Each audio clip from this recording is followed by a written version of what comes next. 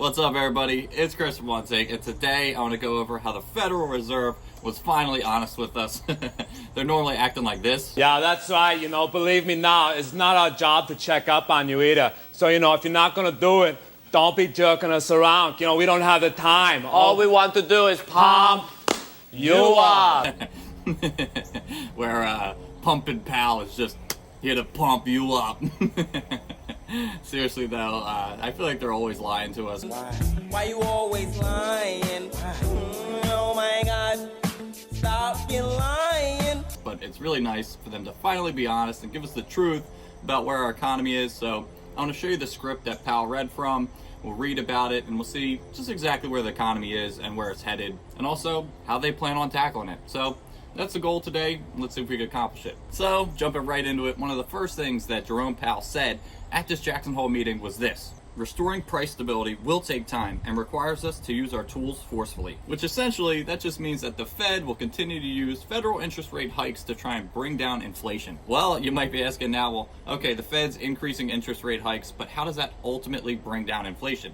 What it does is it causes banks to keep a bigger reserve in their account and ultimately decentivizes giving out loans. And that could be by credit cards, personal loans, any kind of loan. So ultimately, it's less money going to the public. And ultimately, when there's less money in everybody's hands, that helps to bring back the value of the dollar. So now you know what the Fed's goal is and how they plan on tackling it.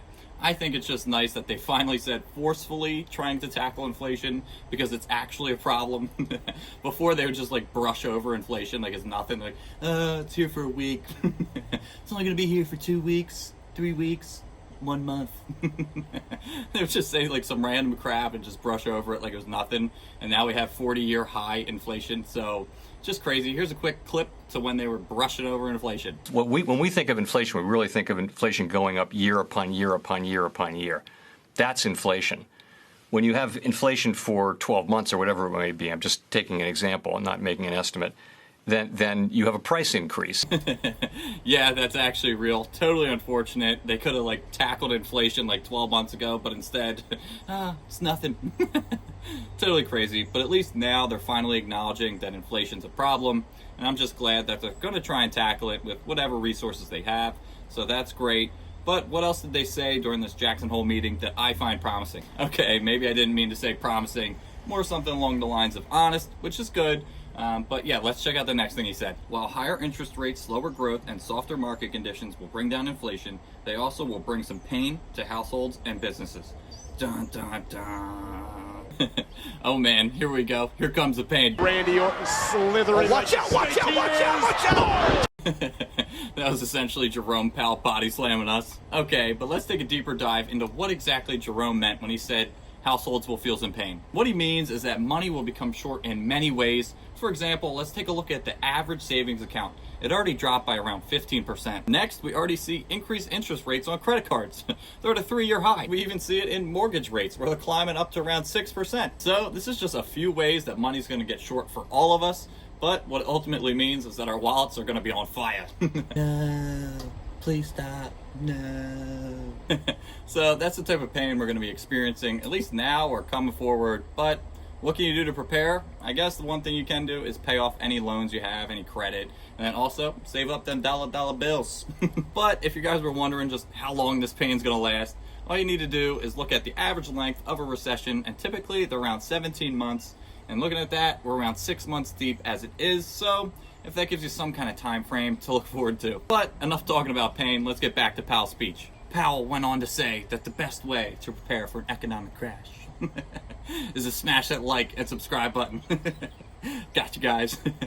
Join the family, show some love. Thank you guys, but let's get back to it. Powell went on to actually say, while lower inflation readings during July are welcome, a single month's improvement falls far short of what the committee will need to see before we are confident that inflation is moving down. If you didn't know, back in June we had 9.1% inflation, and that's actually a 40-year high, so that's pretty crazy. But it did come down a little bit, went down to 8.5% in July, which is good.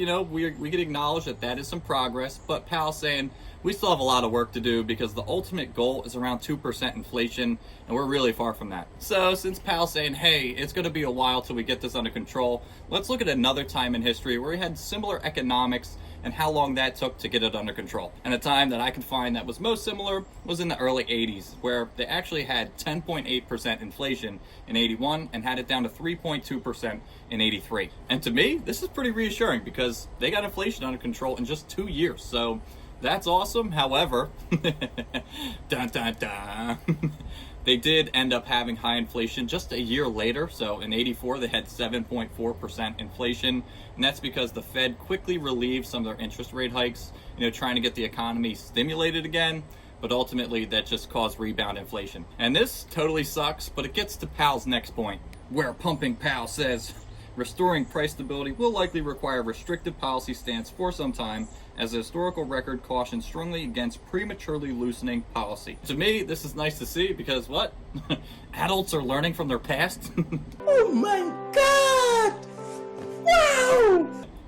Seriously though, it just means that Powell acknowledges the past, the 80s we spoke about, and recognizes that he is going to have this policy of high interest rate hikes for a little while, because ultimately we don't want rebound inflation, because that's never good. So what are some major takeaways that we have right now? Well, we're first acknowledging that inflation's real and it's a problem.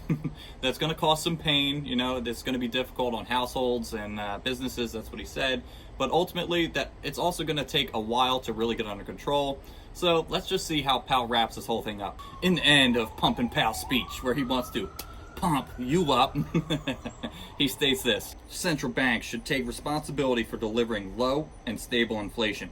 And if you didn't know, central banks are just the Federal Reserve, so what he means is that they themselves will be the ones to take care of inflation. And I don't know about you guys, but I really appreciate that Pumpin' Powell was finally honest with us. Like, come on, dude, it's been a year now. Seriously, but, at least now they're finally acknowledging it, and they're giving us realistic expectations as to, what to expect going forward. So I appreciate that, and it makes me hopeful that we at least start to tackle inflation going forward. And if we look at the psychology of beating addiction, we can actually apply that to beating inflation, and it looks like we've moved from contemplation, the phase where, inflation's not real, it's transitory, it's healthy, to the point where we're preparing, which is good, and then ultimately action. So we're kind of in that preparation to action stage. So all I gotta say is, get ready for action. You might be like, what? Get ready for action? What does that mean? Just means recognize that money can get short soon, so do what you need to do financially to make sure you can stay afloat. So that could be paying off credit cards, it could be saving up money, whatever works for you. So that's pretty much everything I have to say about Powell's speech, but I want to add one thing. If you guys want to learn a little bit more about the stock market, or at least see where I think it's headed, I post some YouTube shorts that'll show you pretty much the charts, and check those out, they're pretty cool. But also, I'll leave some tools for options trading or just trading in general below. They're free, not affiliate, I don't make money. I'm just leaving them there for you guys because I think they help me out at least. So check those out as well. But as always, guys, it's been really great talking to you. Be safe, be careful with your money, and remember to please like, comment, and subscribe. Can't wait to see you guys in the next one.